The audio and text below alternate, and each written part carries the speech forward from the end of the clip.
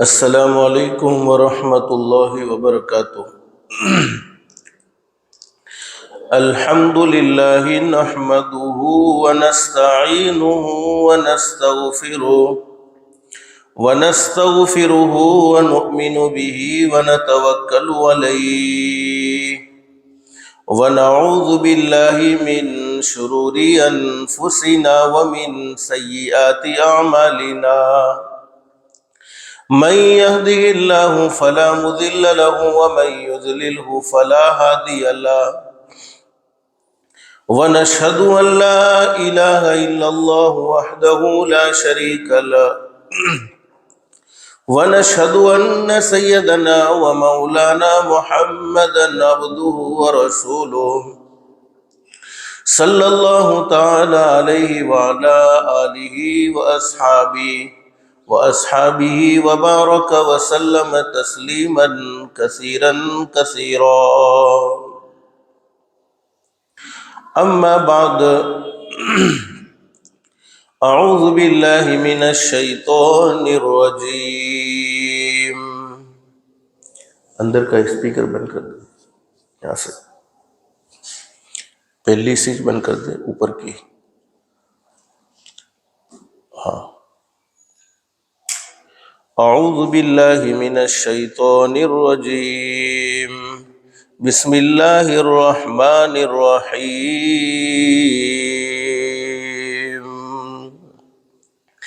وما خلقت الجن والانس الا لیعبدون، ما اريد منهم من رزق وما اريد ان يطعمون، ان اللہ هو الرزاق ذو القوة المتین، صدق اللہ العظیم۔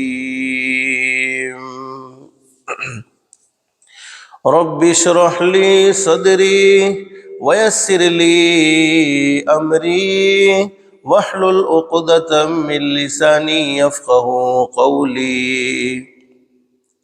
سبحانک لا علم لنا الا ما علمتنا انک انت العلیم الحکیم۔ اللہم صل علی محمد وعلی آل محمد کما صلیت علی ابراہیم وعلی آل ابراہیم انک حمید مجید۔ اللہم بارک علی محمد وعلی آل محمد کما بارکت علی ابراہیم وعلی آل ابراہیم انک حمید مجید۔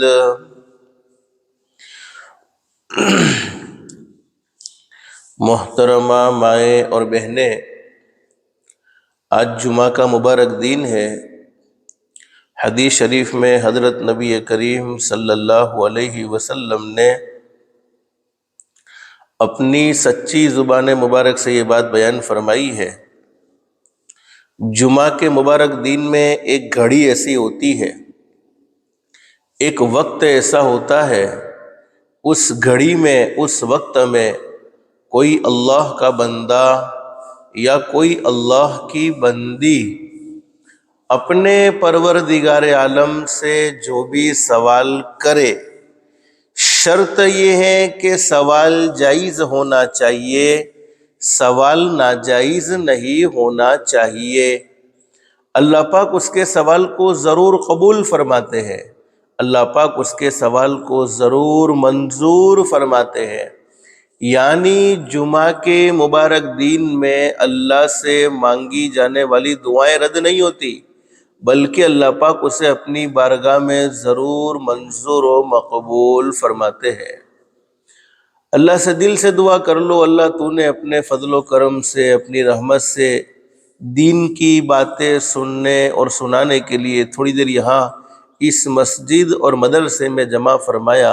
اللہ کے لیے کوئی مشکل نہیں ہے، اللہ سب کو جنت الفردوس میں بھی جمع فرمائے۔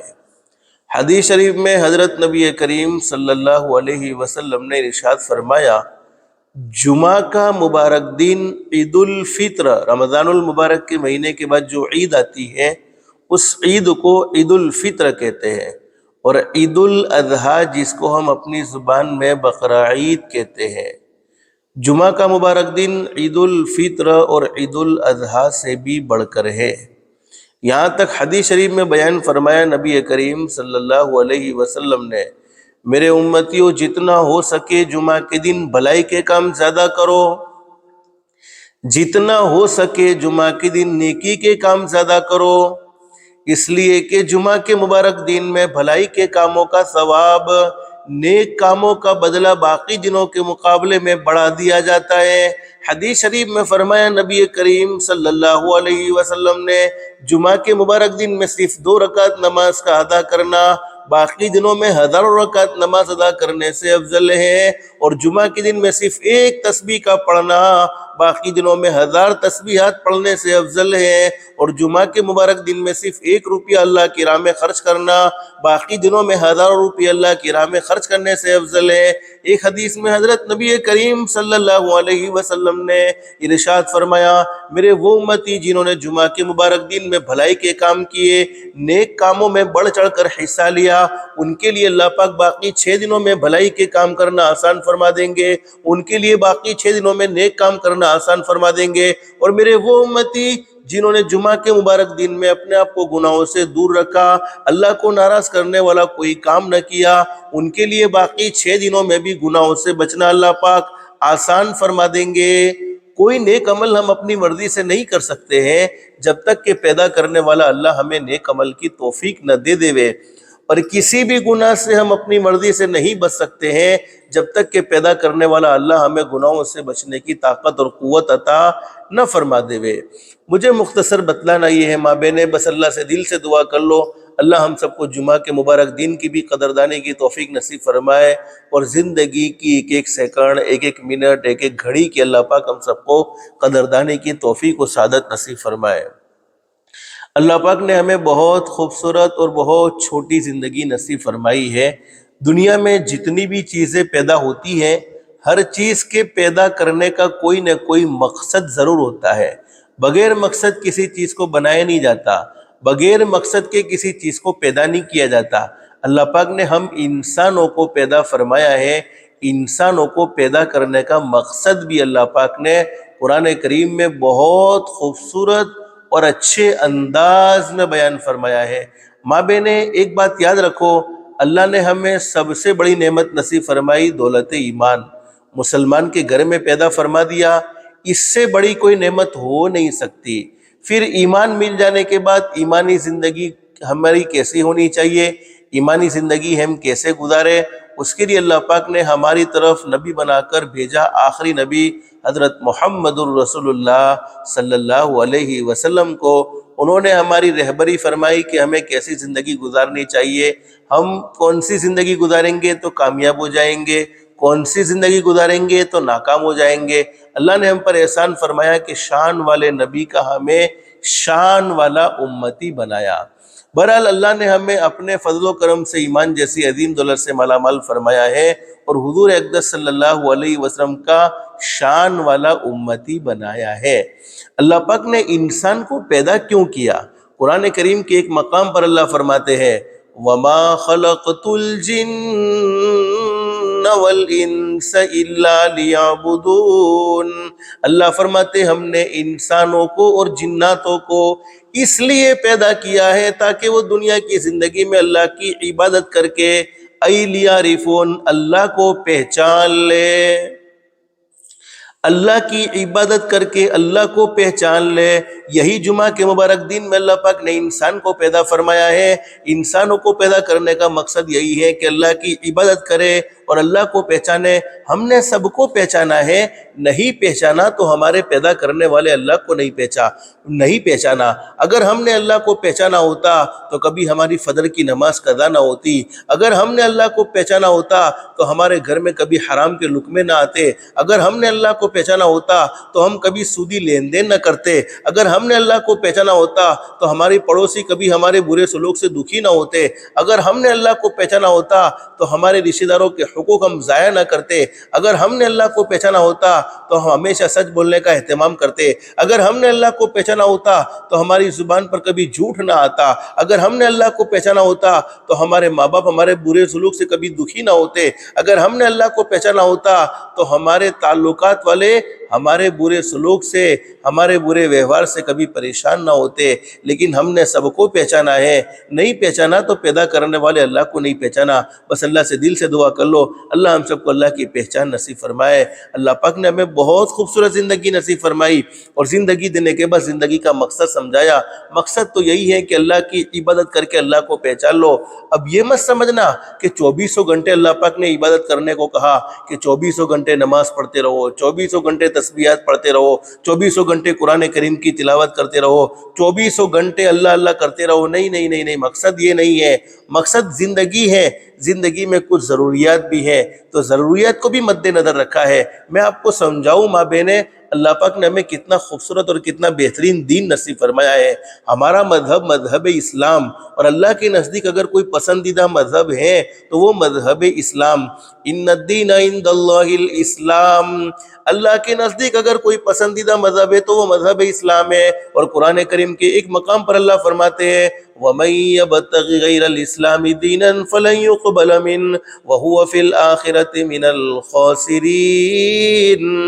اللہ فرماتے اگر جس کو مذہب اسلام کی تعلیمات کا علم ہے, مذہب اسلام کی تعلیمات کو چھوڑ کر کسی اور کے طریقے کو اختیار کرے گا, کسی اور کی زندگی گزارے گا تو دنیا میں بھی قبول نہیں, آخرت میں بھی قبول نہیں. دنیا میں بھی بھاری نقصان کا سامنا کرنا پڑے گا اور آخرت میں بھی بھاری نقصان کا سامنا کرنا پڑے گا. میں بطور مثال آپ کو سمجھاؤں کہ اللہ پاک نے ہمیں عبادت کے لیے پیدا کیا تو اس کا مطلب یہ نہیں ہے کہ 2400 گھنٹے ہم اللہ کی عبادت ہی کرتے رہے. عبادت کا مطلب کیا ہے؟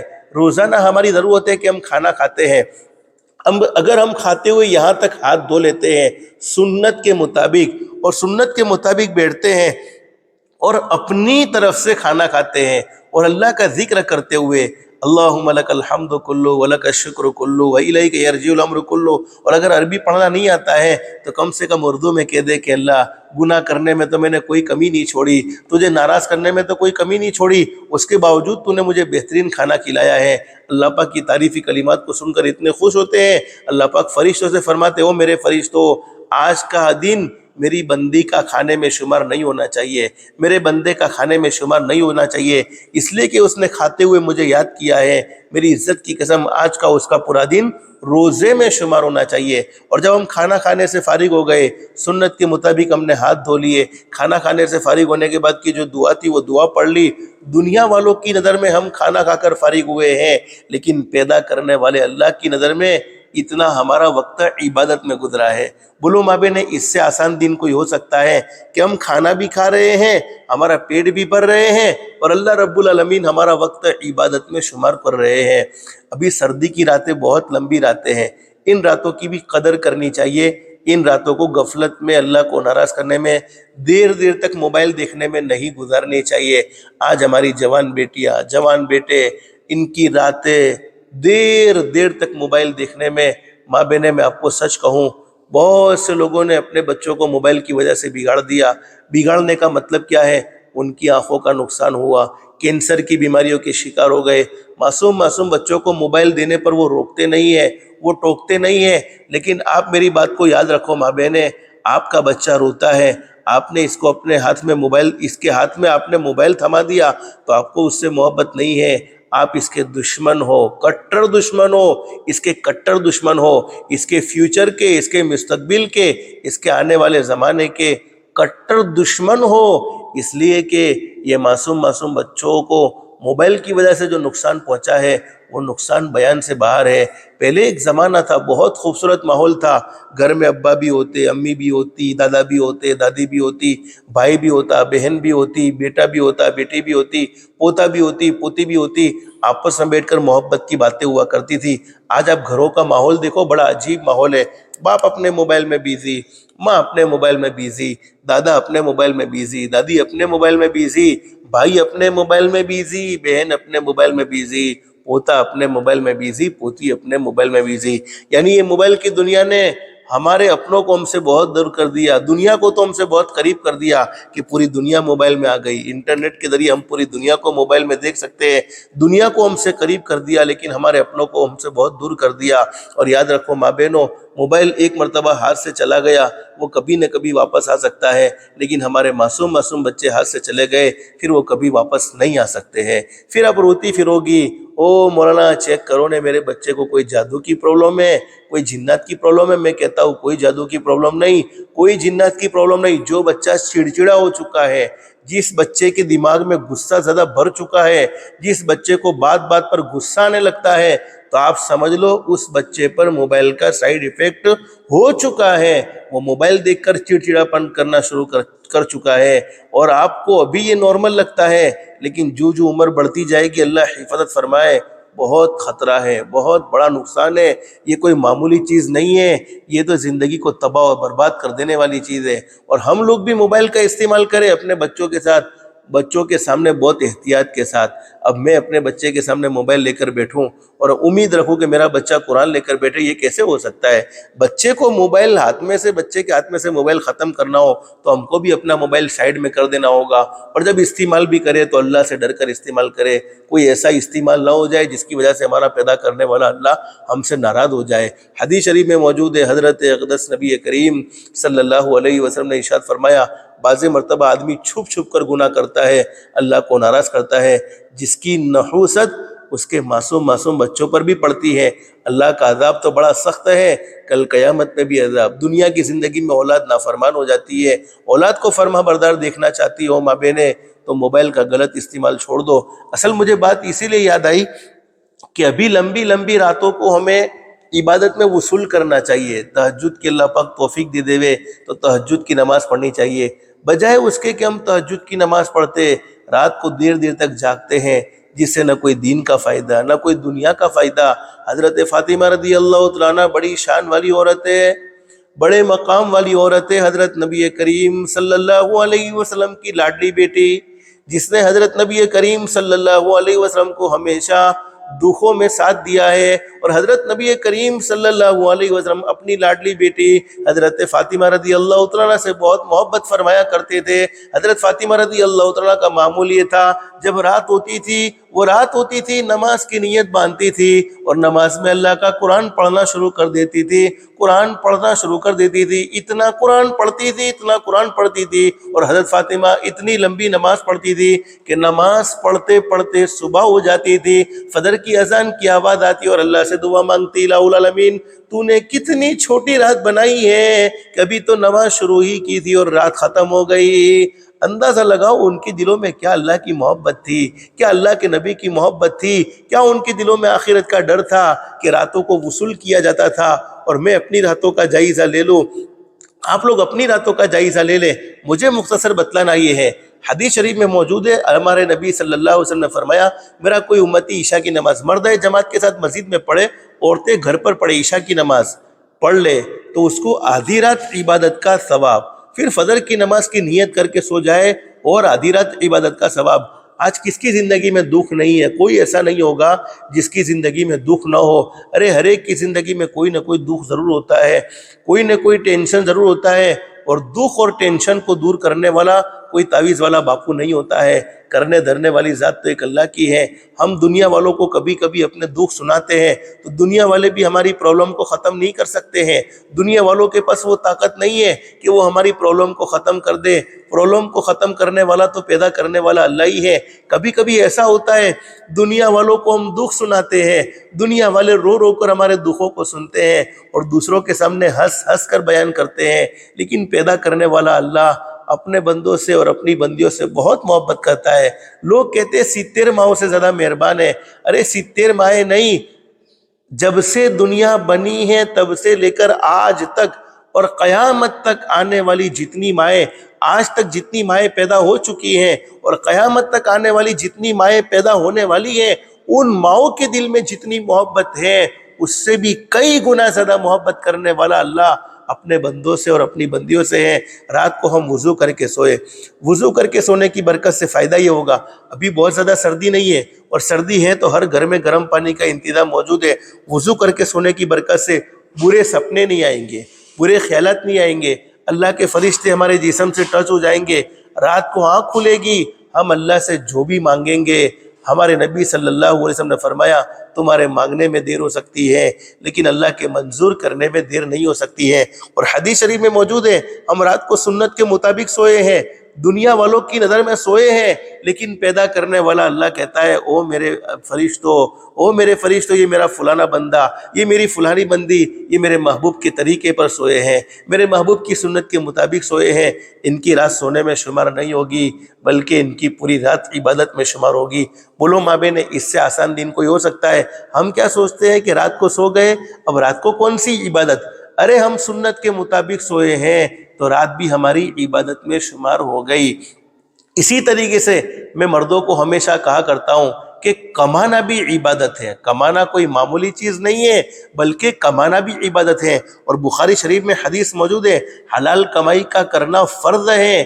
حدیث شریف میں فرمایا نبی کریم صلی اللہ علیہ وسلم نے میرا وہ امتی جو حلال کمائی اس لیے کرتا ہے کہ کسی کے سامنے ہاتھ نہ پھیلانا پڑے، کسی کے سامنے مانگنا نہ پڑے، تو اس امتی کے چہرے کو اللہ پاک قیامت کے دن 14ویں رات کے چاند سے بھی زیادہ چمکدار کر دیں گے۔ حدیث شریف میں فرمایا نبی کریم صلی اللہ علیہ وسلم نے میرا کوئی امتی حلال کمائی کرتے ہوئے تھک جاتا ہے، تھکنے کی برکت سے اللہ پاک اس کی زندگی بھر کے سارے گناہوں کو معاف کر دیتے ہیں۔ حدیث شریف میں فرمایا نبی کریم صلی اللہ علیہ وسلم نے میرا کوئی امتی حلال کمائی کی تلاش میں اپنے گھر سے نکلتا ہے، اللہ پاک اس بندے کو محبت کی نظروں سے دیکھتے ہیں۔ حدیث شریف میں فرمایا نبی کریم صلی اللہ علیہ وسلم نے حلال کمائی کرنے والے، سچ بول کر بزنس کرنے والے، امانت داری کے ساتھ بزنس کرنے والے، بزنس میں کسی کو دھوکہ نہ دینے والے، امانت داری کے ساتھ سچ بول کر بزنس کرتے ہیں، تو سچ بول کر بزنس کرنے والے کل قیامت میں نبیوں کے ساتھ کھڑے کیے جائیں گے، کل قیامت میں شہداء کے ساتھ کھڑے کیے جائیں گے، کل قیامت میں صدیقین کے ساتھ کھڑے کیے جائیں گے۔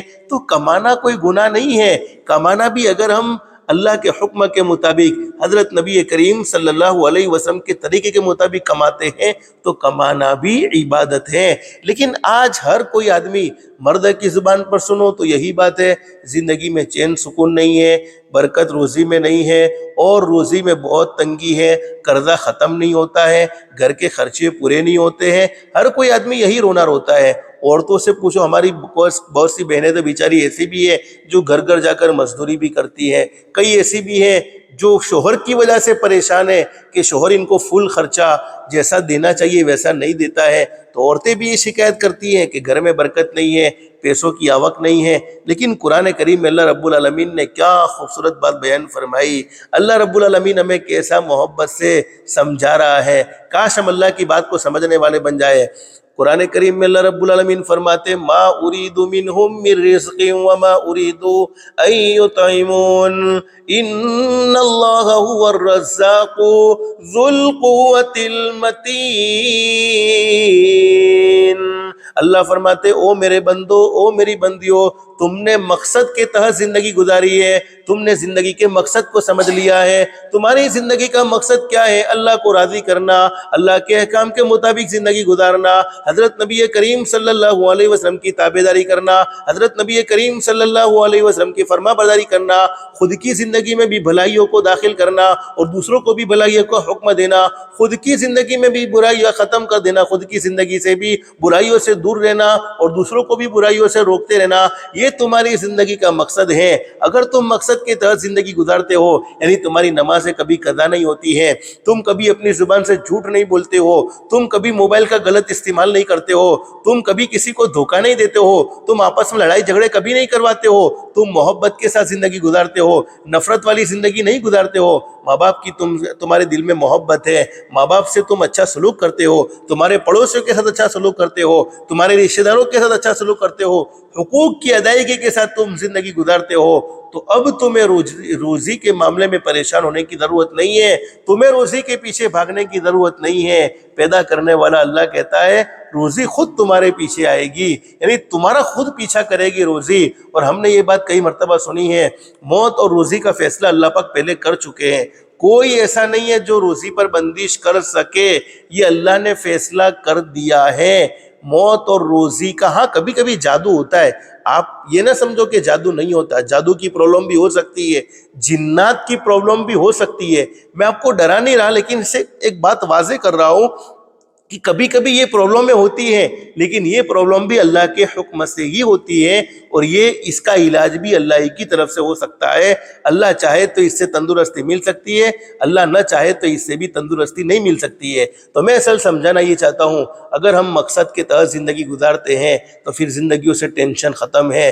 آج ہم نے اللہ کو بھلا دیا ہے، آج ہم نے اپنی زندگی کو ایسا گزارا ہے جیسے ہمیں مرنا ہی نہ ہو، اللہ کے سامنے کھڑے ہونا ہی نہ ہو۔ حالانکہ ہم نے اپنی آنکھوں سے کئی جنازے دیکھے، اپنے کانوں سے کئیوں کے انتقال کی خبر سنی، لیکن ہمیں اپنی موت یاد نہیں ہے، ہم اپنی موت کو بھول چکے ہیں، جس کے نتیجے میں اللہ کو ناراض کرتے جا رہے ہیں، جس کے نتیجے میں ہمارے دل میں وہ احساس نہیں ہے کہ ایک نہ ایک دن مر جانا ہے۔ اچھا کیا ہوگا تو اچھے کا بدلہ ملنے والا ہے، برا کیا ہے تو برے کا بدلہ ملنے والا ہے۔ لیکن مابین نے مجھے مختصر بتلانا یہ ہے، دیکھو اللہ پاک نے بہت خوبصورت زندگی، بہت چھوٹی زندگی نصیب فرمائی ہے۔ زندگی اللہ پاک کی بہت بڑی نعمت ہے، اس کو معمولی مت سمجھو، اس کو معمولی نعمت مت سمجھو، اس کو معمولی نعمت مت سمجھو۔ اور یہ زندگی ہم دنیا میں آئے ہیں، اپنی مرضی سے نہیں آئے ہیں، پیدا کرنے والے اللہ کی مرضی سے آئے ہیں۔ جب ہمارا آنا اپنی مرضی سے نہیں تھا، اور جب دنیا سے جائیں گے تو اپنی مرضی سے نہیں جائیں گے۔ ارے جب کون مرنا چاہتا ہے؟ کوئی اپنی مرضی سے مرنا نہیں چاہتا۔ ہمارا آنا اپنی مرضی سے نہیں تھا، ہمارا جانا اپنی مرضی سے نہیں ہوگا۔ موت جب آئے گی اللہ کی طرف سے تبھی ہم جائیں گے۔ بس اللہ سے دل سے دعا کر لو، اللہ پاک ایمان والی، کلمے والی، عزت والی، عافیت والی، سلامتی والی، اللہ کی رضا والی موت وقت پر اللہ پاک ہم سب کو نصیب فرمائے۔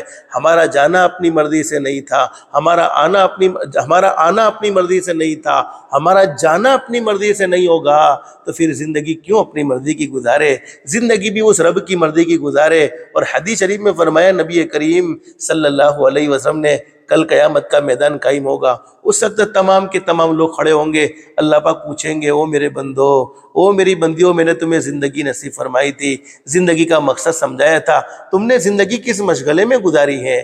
پھر جوانی کے بارے میں بھی پوچھا جائے گا، جوانی تم نے کس مشغلے میں گزاری ہے؟ تم نے مال کہاں سے کمایا، کہاں خرچ کیا، جتنا جانتے تھے اس پر تم نے کیا عمل کیا؟ اس کا صحیح اللہ کو جواب دینا ہوگا۔ جب تک ہم صحیح جواب نہیں دے سکیں گے، وہاں تک ہمارے قدم ہٹ نہیں سکیں گے، وہاں تک ہمیں اللہ کے سامنے کھڑا ہونا ہوگا، اور اس کا جب تک صحیح جواب نہ دے دیا جائے تب تک ہم وہیں پر کھڑے رہیں گے، وہاں سے ہمارے قدم ہٹ نہیں سکتے ہیں۔ تو میں اصل سمجھانا یہ چاہتا ہوں، کبھی کبھی اللہ پاک ہمیں بہت اچھے موقع عطا فرما دیتا ہے، ان موقعوں کی ہم قدر کر لیتے ہیں، ان موقعوں کو ہم غنیمت سمجھ لیتے ہیں، ان موقعوں کو ہم وصول کر لیتے ہیں، تو اللہ کی ذات عالی سے امید ہے اللہ پاک ہمیں چمکا دیتے ہیں۔ آپ کو معلوم ہے ہمارے بناسکانٹھا ضلع کا اجتماع جو ہر سال ایک مرتبہ ہوتا ہے، سال میں ایک مرتبہ، ابھی خیروز گاؤں میں 5، 6، 7 دسمبر کو 3 دن کا یہ اجتماع ہونے جا رہا ہے۔ میں آپ لوگوں سے مابین کہوں گا، آپ لوگ دعائیں بھی بہت کرے گی انشاءاللہ اس کے لیے، اور بہت زیادہ اللہ سے مانگے گی، اور آپ کوشش یہ کرو کہ آپ کے گھر میں جوان مرد ہے، چاہے وہ بیٹا ہے، چاہے وہ ہمارا بھائی ہے، چاہے وہ شوہر ہے، ہمارے ابا ہے، ان کا ذہن بناؤ اور ان کو محبت سے دین سیکھنے کے لیے جماعت میں بھیجو۔ جس کا فائدہ یہ ہوگا، وہ دین سیکھیں گے کہ بیوی کے کیا حقوق ہے، ان کو معلوم ہوگا کہ ماں کے کیا حقوق ہے، ان کو معلوم ہوگا کہ بہن کے کیا حقوق ہے، ان کو معلوم ہوگا بیٹی کے کیا حقوق ہیں، تو زندگی ایک چین سکون والی ہو جائے گی، گھر جنت کا نمونہ بن جائے گا۔ آج گھروں میں لڑائی جھگڑے ہیں، گھروں میں فساد ہیں، جس کی ایک وجہ تو یہ ہے کہ بیوی کو شوہر کے حق نہیں معلوم ہے، شوہر کو بیوی کا حق نہیں معلوم ہے، ماں کو اولاد کے حق نہیں معلوم، اولاد کو ماں باپ کے حق نہیں معلوم، ماں باپ کو اولاد کے حقوق نہیں معلوم، اولاد کو ماں باپ کے حقوق نہیں معلوم، جس کے نتیجے میں لڑائی جھگڑے گھر میں ہے۔ لیکن یہ اجتماع آئے گا، آپ فکر کرے گی انشاءاللہ، تو اللہ کی ذات علی سے امید ہے اب تو وقت میں سے برکت ختم ہو گئی۔ میں نے پہلے بھی آپ کو بتلایا حدیث شریف کا مفہوم ہے، ایک سال ایک مہینے کے برابر، ایک مہینہ ایک ہفتے کے برابر، ایک ہفتہ ایک دن کے برابر، ایک دن ایک گھنٹے کے برابر، ایک گھنٹہ ایک منٹ کے برابر، ایک منٹ ایک سیکنڈ کے برابر۔ ہم دیکھ رہے ایک جمعہ گزرتا نہیں فوراً دوسرا جمعہ آ جاتا ہے۔ ابھی ایک رمضان کا مہینہ مکمل ہوا تھا، دوسرے رمضان کے مہینے کی تیاری شروع ہو چکی ہے۔ تو وقت ٹھہرنے والی چیز نہیں ہے، وقت گزرنے والی چیز ہے۔ لیکن یاد رکھو مابین سب سے زیادہ اگر ہم کسی چیز کو غفلت میں گزارتے ہیں تو وقت کو غفلت میں گزارتے ہیں۔ اس کی قدر کرو، ٹائم دوبارہ واپس نہیں آنے والا۔ علماء نے فرمایا کہ ہر آدمی کو سونے اور چاندی سے محبت ہوتی ہے، اور اللہ پاک نے ہر ایک کے دل میں سونے کی بھی محبت رکھی ہے، چاندی کی بھی محبت رکھی ہے، مال کی محبت رکھی ہے، اور عورتوں کو سونے چاندی سے محبت زیادہ ہوتی ہے۔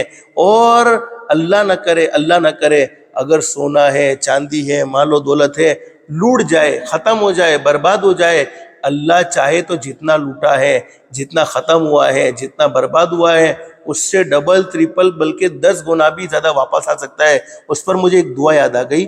ایک مرتبہ ہمارے آقا تاجدار مدینہ محمد الرسول اللہ صلی اللہ علیہ وسلم کا گزر ہوا ایک ایسے آدمی کے پاس سے جن کو بیماریوں نے پریشان کر دیا تھا، جن کو مالی پرابلم تھی، یعنی ان کا تمام مال برباد ہو چکا تھا۔ حضرت نبی کریم صلی اللہ علیہ وسلم نے پوچھا اللہ کے بندے تم کیوں پریشان ہو؟ کہا اللہ کے نبی بیماریوں نے بہت پریشان کر دیا ہے، ایک بیماری ختم ہوتی ہے دوسری بیماری شروع، دوسری ختم ہوتی ہے تیسری بیماری شروع۔ اللہ کے نبی صلی اللہ علیہ وسلم مال بھی سب برباد ہو چکا ہے، یعنی جان بھی برباد ہو چکی ہے، جان پر بھی افیکٹڈ ہے، جان پر بیماریوں پر بیماری، اور مال بھی برباد ہو چکا ہے۔ حضرت نبی کریم صلی اللہ علیہ وسلم نے ایک چھوٹی سی دعا بتلائی، آپ اس دعا کو یاد کر لے، اگر لکھنا ہو تو لکھ لے، بعد میں کیسٹ سے یاد کر لے، بہت فائدہ مند دعا ہے۔